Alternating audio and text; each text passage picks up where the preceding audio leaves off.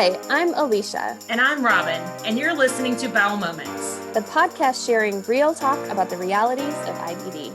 Served on the rocks. This week we share a beer with Jodie Delay, and we discuss the importance of feeling all emotions, the empowering aspects of advocacy, parenting hacks, and the best new acronym for IBD. Cheers. Hi, everyone. Welcome to Bowel Moments. I am your host, Alicia Barron. And I am her co-host, Robin Kingham. And today we have with us my very dear friend. We just determined that we've known each other for 10 years. Yay.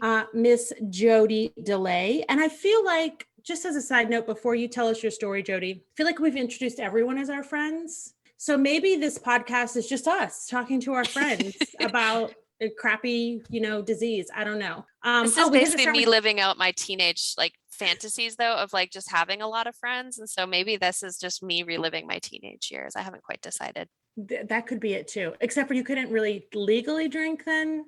So I don't know, was that more fun or less? But before, I think we have to start this all over again, frankly. No. And I'm thinking personally, I would not want to do my teenage years again. No. Don't make me do the teenage years again. No. So before I get you to tell us your story, what are you drinking this evening, Jodie? I am drinking a cold smoke made by Kettle House Brewing in Missoula, Montana, and actually a cousin of mine. It's fantastic. Excellent. A cousin of yours? Beer. Oh, that's super fun. Yeah. That's awesome. Yeah. I am drinking a gin and strawberry rhubarb soda. So this is my, and I got a little heavy-handed with the gin, so it's a little tough. It's a little ginny. Mm-hmm. I'm back to my old faithful cider. I like to drink the cider. I was going to do cider. Because I got one from one of the local cideries, and so I was going to do that, but maybe I'll do that for our next recording instead. Yes. I was going to say, is it a local cider? What kind of cider? This cider is not an ad. This cider is Angry Orchard. I say not an ad because I think I drink it every time, but thank goodness you can't see it. I almost poured it in a glass, but then I was like, we don't use video. So I enjoy a good Angry Orchard. I like all kinds of cider, but I know I can get this at every grocery store since I'm all over the place. Nice. I recently moved and they have a lot of cideries here. So I'm kind of stoked. I went to 2 one weekend just because they were not too far apart. And so it's been fun to try some local stuff. So maybe for the next episode, you'll hear more about it. But this time I'm drinking gin because that's the day I'm having. So Jodie, now we've talked way too much about drinking. Tell us your IBD story. Okay. So I was diagnosed in 1994, shortly after the birth of my daughter. Prior to that, I was never sick a day in my life. So it was a strange thing. You have a baby, you don't know how you're supposed to feel. I was about 10, 12 days later. I hadn't had a bowel movement, knew I felt really bad. And it took about a year before I was diagnosed. There was a lot of discussion about how it was, postpartum depression, and I just needed to relax and all these things. By the time I was getting desperate, I actually was working at a bank as a real estate loan officer, and I was at a site with a developer, and all of a sudden I could feel myself. I was weak and I was tired. I had lost a ton of weight by then. I could feel myself sort of losing consciousness, and I was trying to say, help me, and I couldn't. And I just passed out cold. So the bank actually at that point said, don't come back to work until you have figured out what's going on with you. Mom was pretty sure that I was anorexic. She thought that I had just decided that I was fat after having a baby or something. I don't know. My doctors thought I was depressed.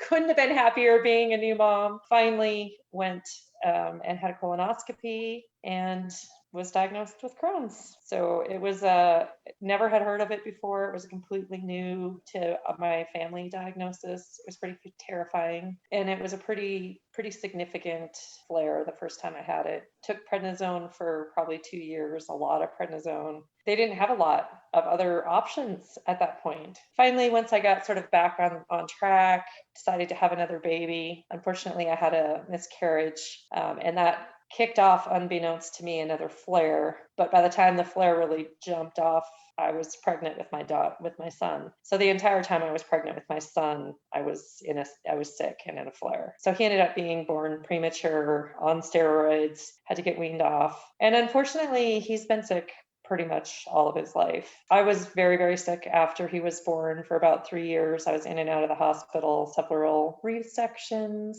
a lot of abscesses, lots of fistula, all kinds of things. Finally, in 2001, actually, I got on Remicade. And believe it or not, I am still on Remicade, which is unusual, I know, but it is still a lifesaver for me. It gave me my life back for sure.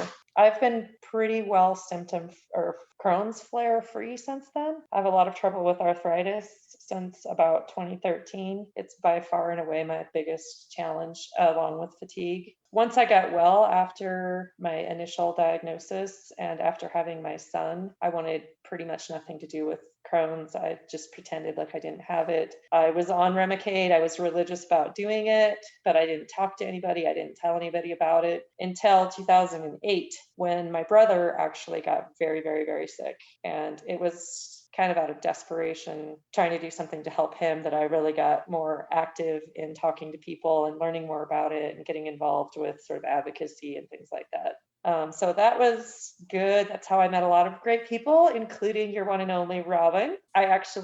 My life just got a whole lot better once I got involved with people who understood where I was coming from. And then the final part of my IBD journey, if you want to call it final, because it's never really over, right, is that in 2010, my son was also diagnosed. And he was, when actually, I get this back and forth, because it was 2010 when he was 11 or 2011 when he was 10.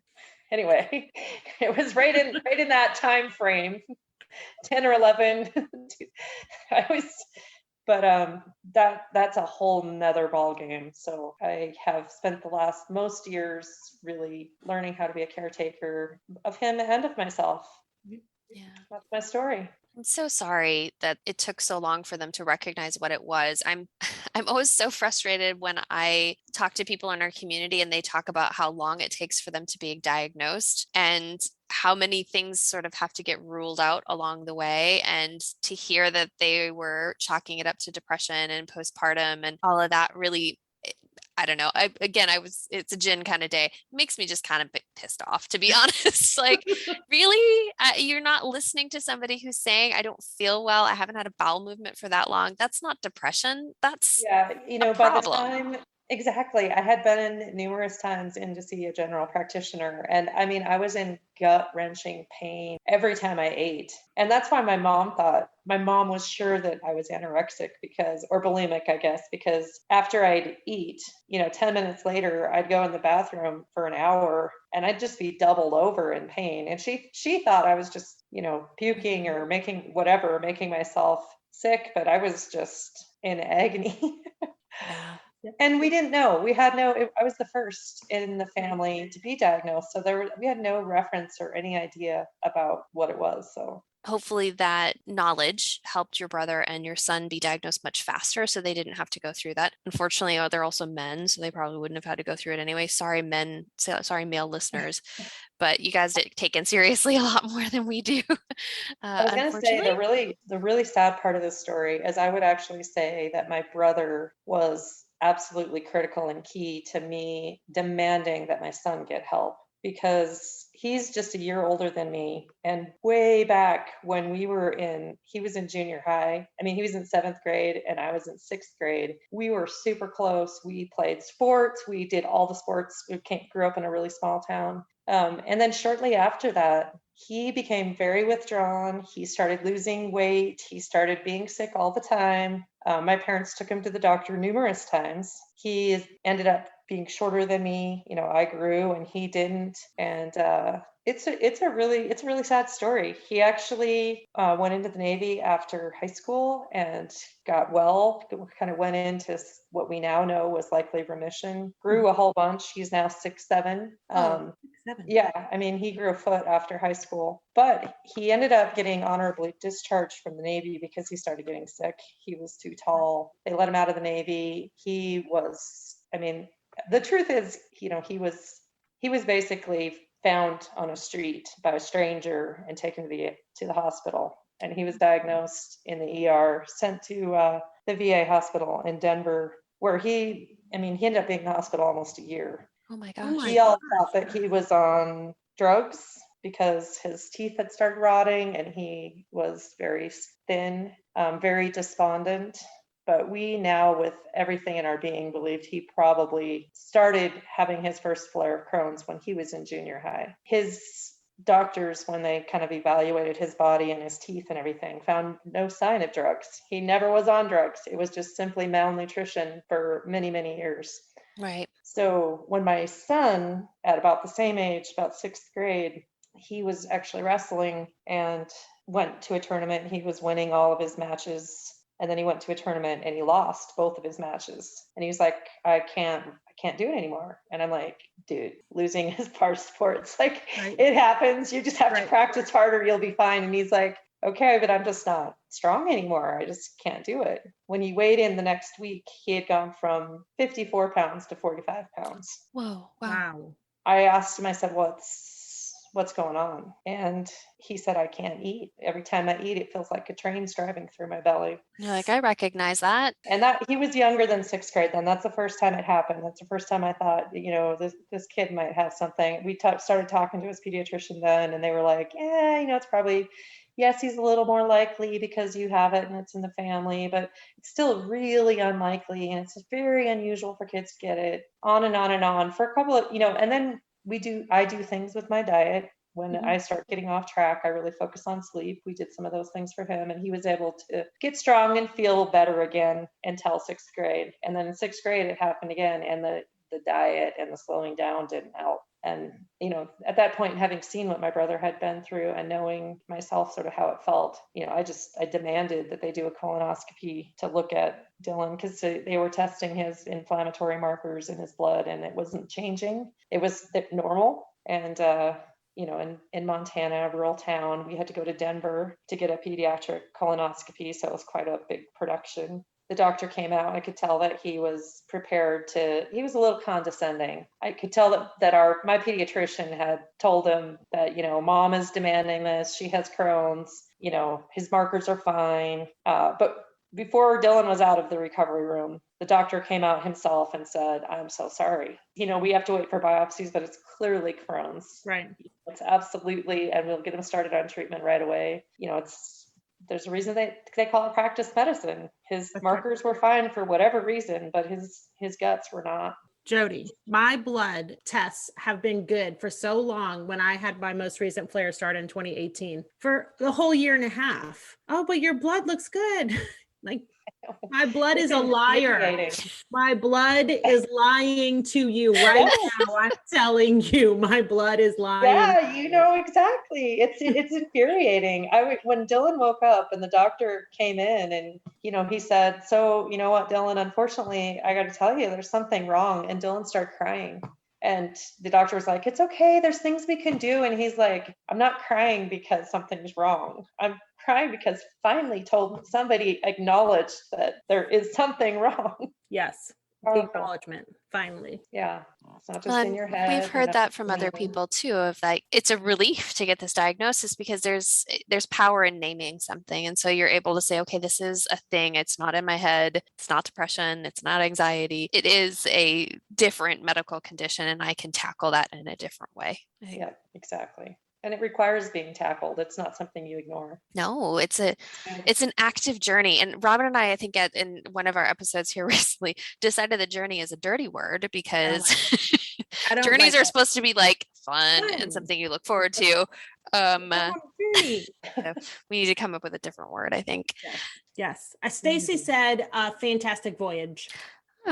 Yes, I think that was also in response to our first episode where we were trying to figure out the movie where the submarine goes down, and I think that is anyway, I don't think we've still decided on which one I was referring to, but this is not about me. So tell us a little bit, I mean, because one of the things I hear you saying in that is learning to be an advocate for yourself, but also for your son. So talk to us a little bit more about what you did to develop those self-advocacy skills, and what do you think is really vital for our listeners to hear that they can use in their own fantastic voyage? Well, I guess I learned a lot about advocating for myself by wanting my son and my brother to advocate for themselves. But I think one of the most powerful things about coming through the darkness is you can see what you can't see when it's right in front of you. So, and by that, I mean, when I was first diagnosed, again, I didn't want to tell anybody. I didn't want to talk about it. I let myself be in so much pain that it was it was not possible to ignore it anymore. I mean, I put on the tough face. I grew, I'm a farm girl. You don't talk about pain. You just put your big girl pants on and you get on with your stuff. And especially being a new mom, and I was a single mom, and I was fighting a lot of battles, just trying to prove that I could do it. And so having this disease on top of it, I wasn't about to let anybody know. And I guarantee that my journey, those first 5 years, and the permanent damage that I did to my body was much, much more significant because I did not take care of myself. I did not heed the warning. I wanted to be stronger than the disease. So by the time my brother was sick, I had, I guess you would say, almost like learned to live with Crohn's. So I never missed my medication. I always went to my appointments. I took my B12. I didn't talk about it, but I did all the things you have to do. And I guess there was part of me that was sort of begrudging the disease.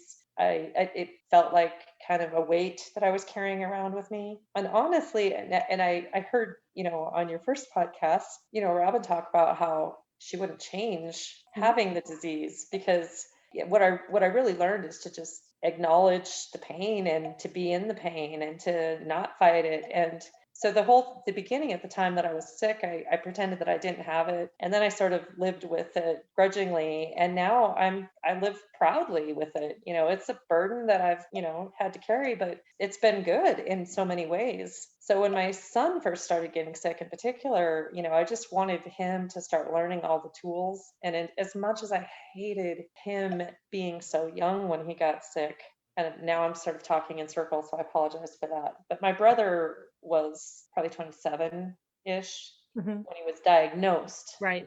Because he had been sick for a long time. And he was just very angry and had already had a lot of damage. And to this day, he doesn't really acknowledge that it's a thing. He believes that in some way I let it control my life because I think about it all the time. And he will say, and if he listens to this, I can't imagine that he would, but I would just say that I love him and I want him to do life his way. And if he's happy with the way he's doing it, that's fine. But, he doesn't take care of it.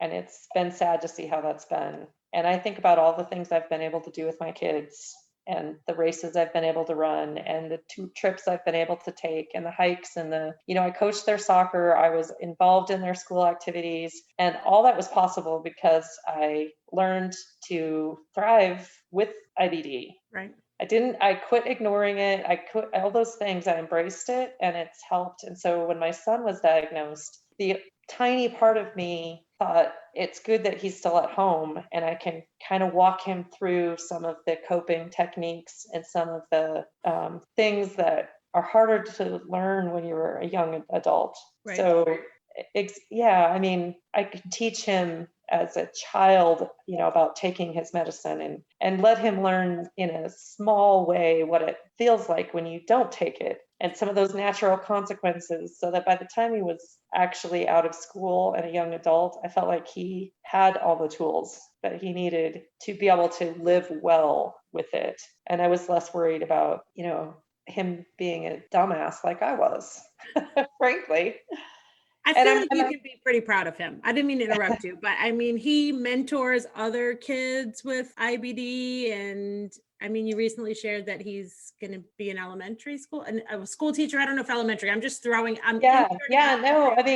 but I mean, Exactly. he learned that lesson very well. He has absolutely found his voice and he's found his place. And a lot of it is because of his experience working with other kids. So he went to camp. He was lucky enough to go to camp with other kids that had Crohn's and colitis when he was young. And it absolutely gave him courage, and it gave him his own voice and his own ability to just own the fact that, he has Crohn's, he isn't Crohn's, and he can live big and impossibly big dreams, just like anybody can. And in some ways it's more focused when you know that you have to be. So yeah, he was actually a camp counselor for a couple of years. He was studying computer engineering and not really loving it. He in fact quit building computers and all the things he'd loved doing while he was in it. Kind of was miserable. But his co-counselors at camp said, "Why aren't you in teaching? You should be a teacher." So he switched, and now he's very happy, and he's going to be a fantastic teacher. He will be, yes.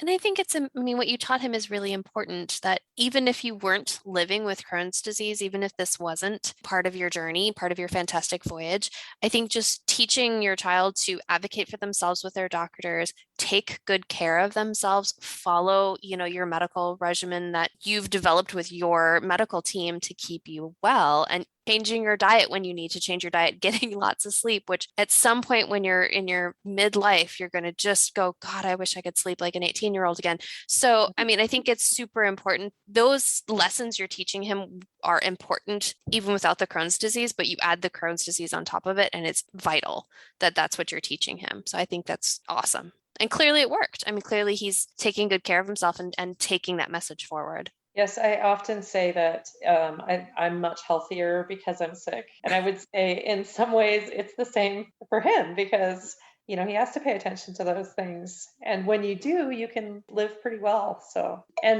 when I say that, I also know that sometimes you can do all the things right and still have a flare, and that's not your fault, and it's just the way it is. But at least, oftentimes you can keep on the straight and narrow and thrive. No, I'm glad you said that because you're 100% right. I know a lot of people beat themselves up because they do all the things right and they take good care of themselves, they have the right diet, and they still flare.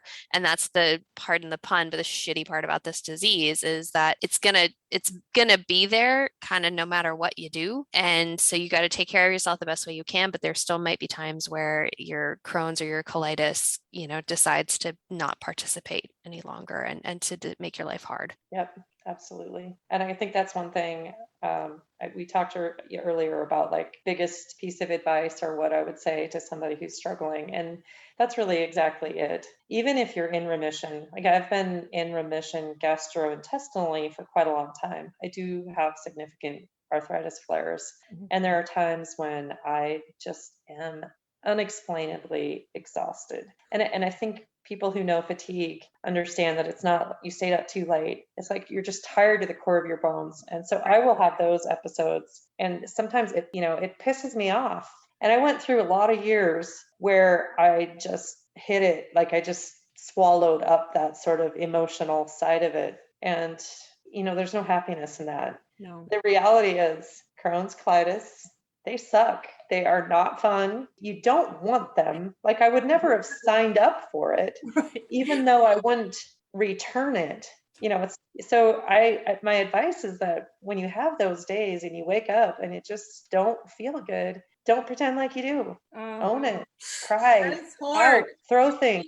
It's hard. It's hard to not just pretend like you do. I remember once, Dylan was about 15 and he was struggling so bad, and one of his friends came over that is still one of best friends since kindergarten, and I was trying to cheer him up, and Dylan didn't even want him there. He was like trying to just tell him to leave, and he's just like, just go. And I'm like, Dylan, do you need to scream? And he's like, just leave, and I'm like, no, scream. And he's like, just go. And so I just started screaming at the top of my lungs.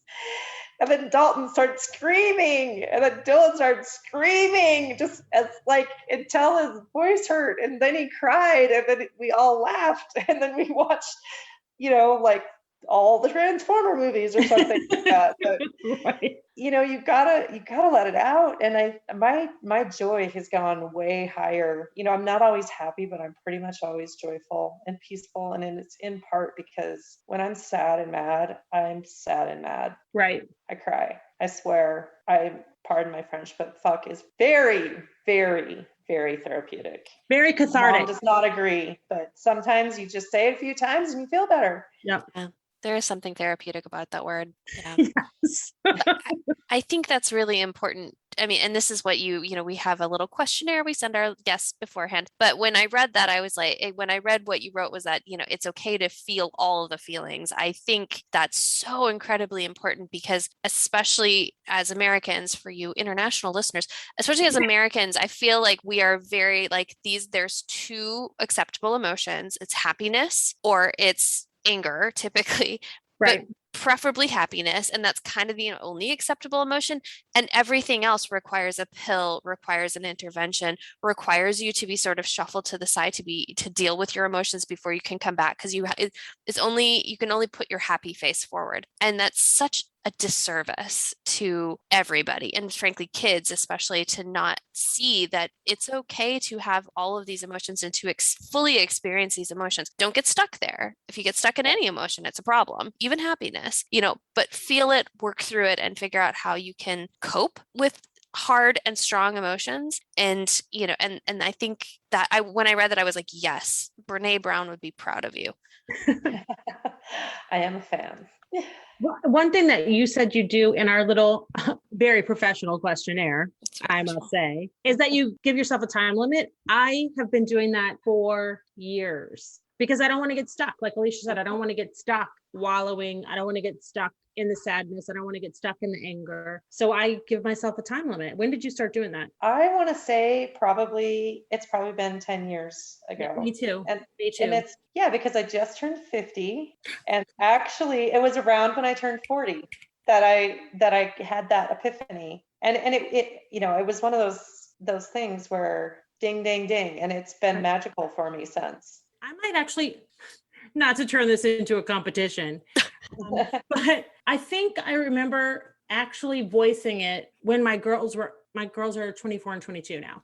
So when they were much younger, so 12 and 14 seems too old for me. I want to say they were in elementary school, and I was a single mom too when they were that age. And it was a way for me to have 3 women in the house and cope with all of our emotions. Like, I was like, we're going to feel all of the feelings, but we're not going to feel all the feelings indefinitely. Yeah. We will feel the feelings for a certain amount of time, and then we'll move on to other feelings.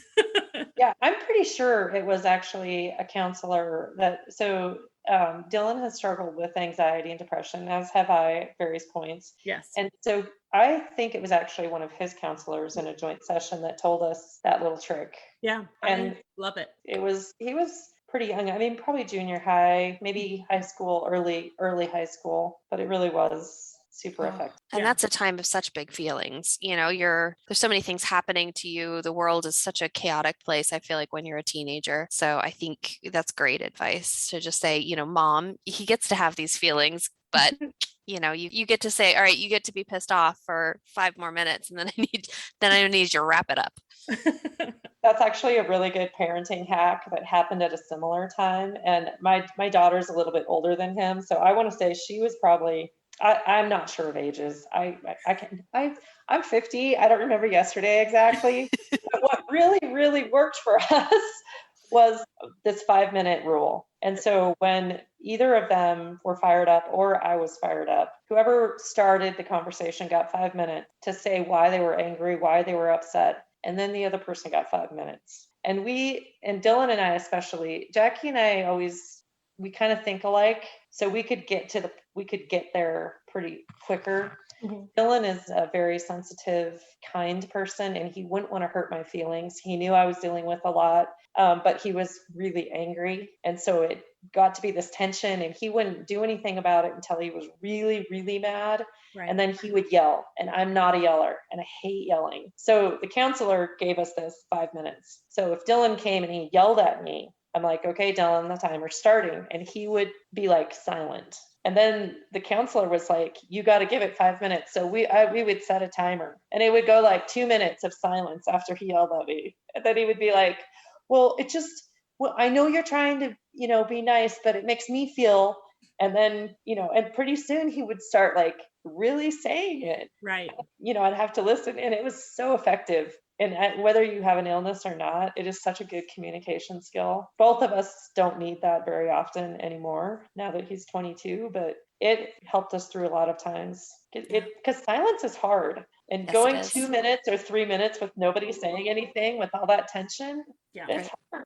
And But not turning your attention away from that, because you have to sit in it, but you have to sit in it with the person. You can't like Yep. get on your phone or wander away into the kitchen and make yourself a snack. No, you got to like just sit and wait. Oofta. Well, and if you're a mom and you just want to help this kid, you can't jump in and try to fix it Right. before you even really know what the problem is. Right. So Yeah.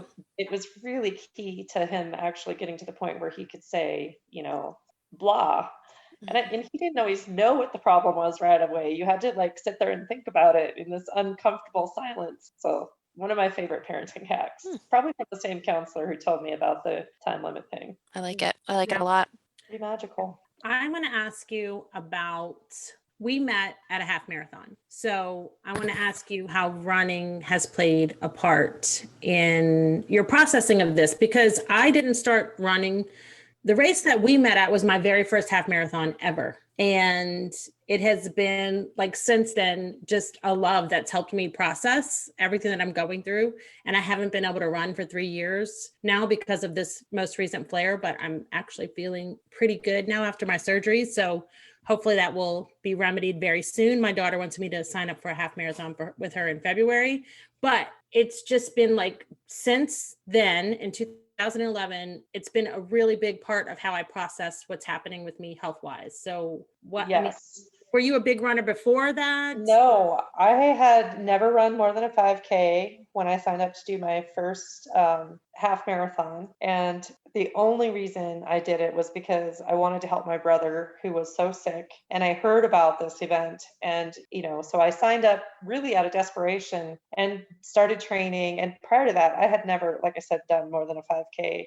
And I would have never kept going because those when you first start running, you get into like 5-6 miles. I was dying. I hated it. Yeah. I didn't like running when I was a kid. I loved basketball, and up and down the court was fine, but more than that, forget about it. Mostly because I didn't think I could win, which I probably couldn't because I'm not fast. But it's not about winning, Jodie. It's not about winning. No, it's not. And that's what I learned through this first race. It was actually so awesome because once I got past that, and you had like some coaching to help you into those next stages, I'm the exact same. I fell in love with it. I find my peace. It's where I feel closest to God, who is very important to me. So yeah, no, that first marathon, halfway through the training, I thought I was never going to make it through a half marathon. By the time I was done, I'm like, sign me up for the next one. Yes. I've been running since. I just had surgery myself. I haven't felt good the last year, but I feel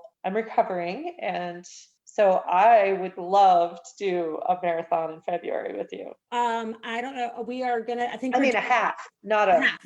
I'm not doing a full. Look, I thought I was going to do a full before this last flare. I even signed up for a full. And then once this happened, I was like, no, I'm not. I don't have to do a full. I don't have to prove anything to anybody. I do not have to run 26.2 miles. It's no longer a goal of mine. But I think we're going to do a race in Southern California. My last race, the last race that I ran in 2018 was the Surf City Half Marathon. So I think we're going to do that. Yep, I will look at it. I'll consider it because that's a good amount of time, and I miss it as well. It's a pretty course, beautiful weather. Yeah. In February. I'm now in Butte, America, which I think in February when I moved here, it was about 30 below and 2 feet of snow. So You're going to need some Southern California, I think. I love it. I think I'm going to come cheer you guys on. Do it. It's a date. I think finding something like that's really important. It's been a key to finding my joy as well. Something that's all mine. That's, as your kids grow up and they don't need you anymore, it's good to have something of your own. They still need you. Don't try and fool anyone. They do. I was excited that she's the one who messaged me and said, you're going to do this with me. Let's do this together. So that's really sweet. Jodie, you've mentioned struggling a little bit with arthritis. So I think, again, some of our listeners may not know that things like arthritis can come along with inflammatory bowel disease, that it's actually an extra intestinal manifestation of the disease. So talk to us a little bit about kind of how you've talked to your doctors about that. How did you discover that this was something that was going on? How did you make the connection between what was happening and your IBD? Well, part of it was because I was really involved with a lot of people through mostly running halves, that I knew other people had experienced it. So by the time I started having the trouble, I was pretty well versed in all of the things that can happen with IBD. But for me, I actually started getting, and it's kind of bizarre, but I started getting really sore knuckles, and especially the small joints at the end of my fingers, just unacceptably sore. It hurt to like hold onto a cup or zip up my pants, button things.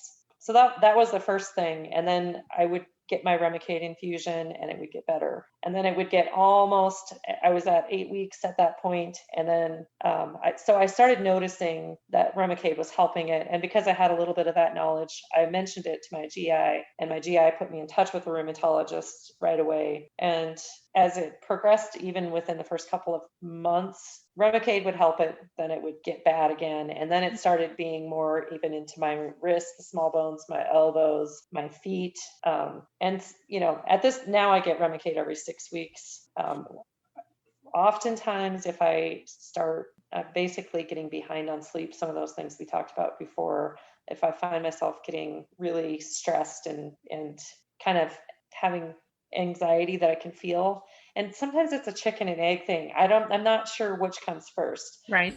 Sometimes you start feeling extra tired and therefore you don't cook the food that you should eat. And so it becomes a cycle. So, were you starting a little bit of a flare and that caused your behaviors to worsen, which caused more of a flare, or it's hard to know, but in the end, it doesn't really matter.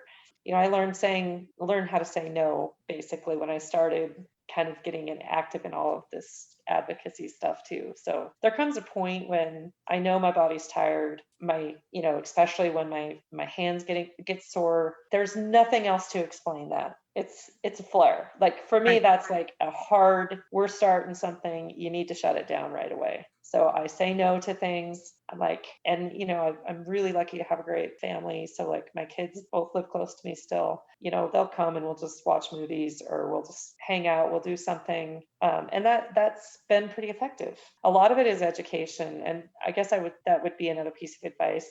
If you have Crohn's and something else happens, always tell your GI, because they can make these connections, but don't assume that it's always Crohn's. I mentioned I just had surgery, and it was actually to remove my ovaries, which I had and it seems stupid, and I'm a fairly intelligent human, but I kept thinking it was Crohn's because it was lower left pain. It was a place where there was often Crohn's pain for me. Had colonoscopy, it looked great, all these things, wasn't even that. But I want to just re-emphasize what you said about telling your GI, because I also have joint pain associated, with my Crohn's disease, but mine started with my large joints, my knees, my hips, my elbows. And I saw, what is an orthopedic doctor that handles joints? Look, rheumatologist? No, it wasn't a rheumatologist. No, I didn't. Oh, an orthopod. I got you. Yeah, an orthopedic doctor. And he told me that no, Crohn's disease can't cause you to have, joint pain in your large joints. And then when I switched to the doctor that I have now and told her, she was like, he's dumb. Yes, you can. 100%. I can 100% guarantee you that your joint pain is because of your Crohn's disease. And I was like, thank you. I felt like I knew what I was talking about. And then he told me I didn't. So no, you should not always assume that it's associated with your Crohn's disease, but you should at least let your GI know so that they can make connections if they're there, or tell you, no, it's not because of your Crohn's disease. Because there's so many things that could be directly related to your Crohn's disease or ulcerative colitis or any form of IBD that you have, indeterminate colitis. Right. Or the medications you're taking. I mean, it might be that headache is a side effect of the medication you're taking, or this thing that's happening is a side effect of the medication. And if it's unacceptable, your doctor can work with you to find something else. Yes, absolutely. Yeah, it's amazing how many things can be impacted. I had a sore in my eye, and so I went to the eye doctor, and it didn't occur to me to go to my GI doctor when I had a sore in my eye. Yeah. Fortunately, my eye doctor was like, you need to talk to your GI because, it was an actual eye doctor, not Yes. somebody else. But so, yeah, I mean, it can impact a lot of different things. Nope. I actually have to go to the eye doctor every 6 months now because of that, because I don't know what it's called. That's really bad and painful, like the ulcers in your eyes. I don't have that, but whatever it is that's in there, I have to go to the eye doctor every 6 months. And it doesn't hurt me, so I haven't bothered to find out exactly what it is because it doesn't cause me any pain. So I just have to go to the eye doctor every 6 months, and they look at me and they say it hasn't progressed, so you're good to go. And I'm like, okay, thanks. And Well, sometimes that's okay too. That's okay too. But I will tell you this, I have, because of the result of the surgery that I had in December, I have been under the care of a pulmonologist since then. And on my last CT scan, she looked for Crohn's associated lung disease, which is an actual thing. And she knew that I had Crohn's disease. So on my last CT scan, she just looked for it just because. And she said, and by the way, you don't have that. Because our first guest, Sam, did have that. She did. Yeah. So when the pulmonologist told me that she looked for it, I was like, oh, thanks. I didn't have to ask you to look for that. I forgot, quite frankly. So I'm glad you checked. Yeah. So Jodie, you talked a little bit about advocacy. We've talked about sort of self-advocacy as it relates to your care, but I know you do one of my, big hard eyes, like legislative advocacy as well. How did you get involved with that? And talk to us a little bit about what you love about it and get everybody convinced that they need to do this as well. Well, I was actually a political science major.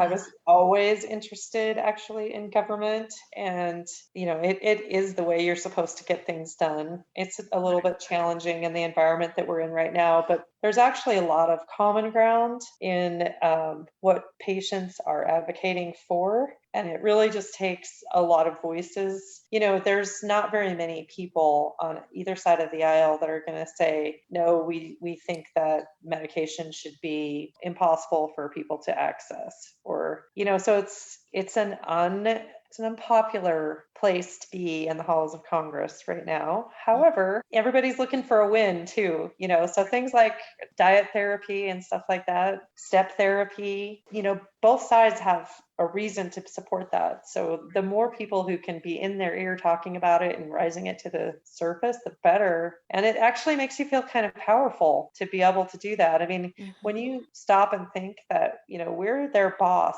really, and it's, they can't do what we want if we're not telling them what we want. Yeah. So like getting all frustrated with the process and walking away from it does absolutely no good. So there are pathways, and there are, this is a good, hard to argue with. It's like veterans. You can't argue against veterans, right? You really can't argue against, getting people medication at a fair cost. No. And I think I'm glad you said the word empowering, because to me, that's the reason I started volunteering in advocacy, is because I did it and it made me feel like I was doing something. It was something tangible that I felt like I was doing. I'm trying to change this big thing for our whole community, not just for my family or for me, but like everybody. And I left that thinking like, this is so powerful as a person affected by, a chronic illness. I just think this is such a cool thing that you can do that makes you feel like you're doing something, even if you feel crappy, even if it's a terrible day. You can send an email to your legislator saying, you know what, like this is bullshit and I need it to change. And this is my story about why it should. So I think this is, I love that you love this. I wholeheartedly agree. And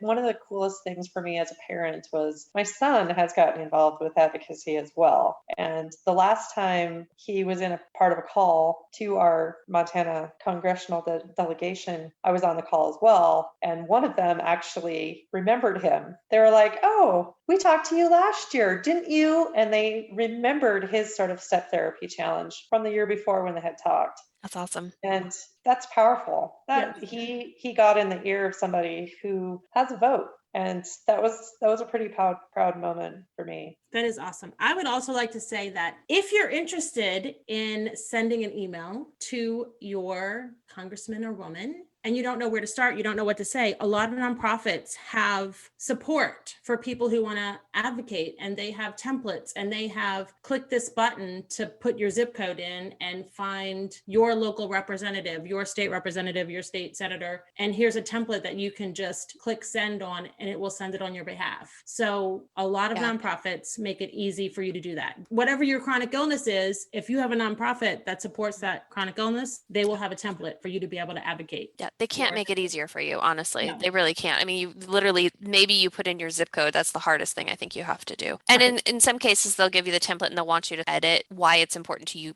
personally. But even that, you can kind of just delete that paragraph if you're lazy. So. Yes. Yeah. Well, and everybody that is elected, if you just Google their name and go to their page, they'll have a pretty easy way to contact them. And I would say don't worry a ton about the format or the words. You know, if you're mad and you just want to put it out there, it's not, just do it. Yes. Just do it. You'd be surprised at how many times, if you actually send a letter, if you actually send a written letter, I mean, sometimes when it's a really hot topic, those can get lost, and it might be better to do an email or something. But, you know, if you're just, something happens and in the moment you want to say something, write a letter and send it. I almost guarantee you'll get a letter back. Yes. They don't get many letters anymore. So I think if you're mad enough to actually write it down, they're like, oh gosh, this is important. So, but do know that it has to go through a special system, because somebody tried to send like ricin or whatever to them years ago. So it goes through, it takes longer for it to get to them, like several weeks. So if it's really important, maybe don't send a letter, call them. Call them up, everyone. Call them. Leave a message. Leave a voicemail. Yes. And no matter how mad you are, don't send anything but a paper letter. Good advice.